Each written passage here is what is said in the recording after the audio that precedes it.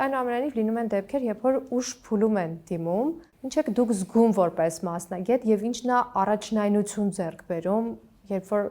հայտնաբերվում է հիվանդությունը ավելի ուշ։ Գիտեք, մի հատ հետաքրքիր զգացմունք ասեմ ձեզ, երբ որ շատ ավելի երիտասարդ էի,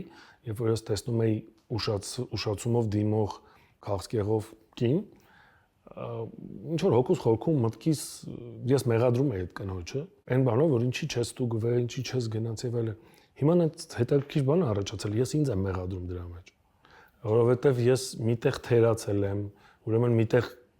չգիտեմ, հեռուստացույցով լավ չեմ բացատրել, մյուս պացիենտներից չեմ ասել հարևաններիդ էլ կբերես ստուգման, չգիտեմ, ինչ որտեղ նոր զգացմունք է առաջացել, ես ինձ որպես ոլորտի